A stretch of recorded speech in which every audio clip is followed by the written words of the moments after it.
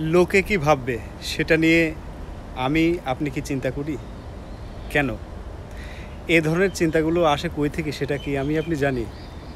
এই চিন্তাগুলো আসে আমাদের মূলত পরিবার থেকে।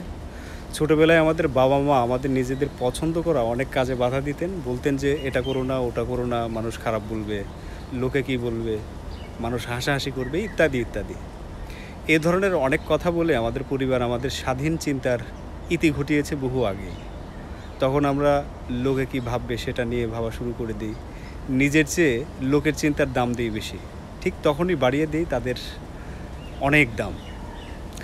এই সমস্যাটা বেশিরভাগ ক্ষেত্রেই হয় মধ্যবিত্ত ফ্যামিলির সন্তানদের। তারা এবং তাদের বাবা-মা এই লোকদের বেশি প্রাধান্য দেয় বলেই তারা এবং তাদের ভবিষ্যৎ প্রজন্ম আজীবন ও মধ্যবিত্ত গণ্ডির মধ্যেই থেকে যায়। বাড়তি কিছু করার সৌভাগ্য হয় না। একটা মধ্যবিত্ত ঘরের ছেলে আর একটা উচ্চবিত্ত ঘরের ছেলে যদি রেস্টুরেন্টে একসাথে খেতে বসে, তখন খেয়াল করে দেখবেন যে মধ্যবিত্ত ঘরের ছেলেটা কাঁটা চামচ আর ছুরি এত পারফেক্টভাবে ব্যবহার করবে যে সেটা করতে যেয়ে পারফেক্টভাবে খেতেই ভুলে যাবে, বা খাওয়ার যে একটা আত্মতৃপ্তি এটা সে কখনোই পাবে না। কেন এমন করে সে?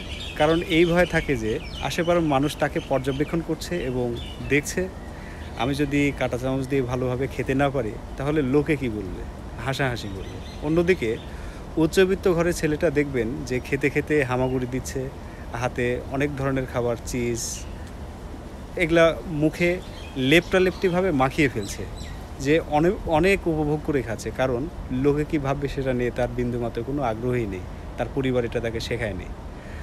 আমি একটা মধ্যবিত্ত ঘরের সন্তান, লোকে কী ভাববে কি না ভাববে এসব ভেবে ভেবে আমাকেও একটা সময় কাটাতে হয়েছে। কিন্তু বিষয়গুলো আমি যেদিন থেকে উপলব্ধি করতে পেরেছি সেদিন থেকে আমার জীবনের একটা নতুনত্ব কিছু অর্জন করার চেষ্টায় মুখিয়ে আছি।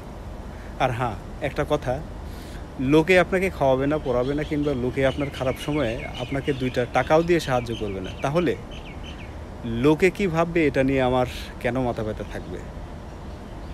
কে এই সব লোক? কেন আপনি তাদের এত সম্মান করছি, বা কেন এত তাদের দাম দিচ্ছি? এইসব লোক একদিন কথাগত প্রসঙ্গে উচিত কোনো জবাব দিয়ে দেখুন না। তাদের কথায় মাথায় কিংবা তারা কিভাবে ভাববে এটা চিন্তা করে যে আপনি সব কাজ করতেন, সেই আপনাকেই তারা বেয়াদব বলে ডাকা শুরু করবে। আপনাকে টোকাই বলবে, রাস্তার ছেলে বলবে। লোকে অনেক কিছুই ভাববে, সেটা ভাবলে আপনার চলবে না। লোকের কথা অনেক ভেবেছেন, এবার একটু লোকদের ভাবান আপনার সম্পর্কে, আপনি কী পারেন, কী করতে পারেন। ধন্যবাদ, ভালো থাকবেন।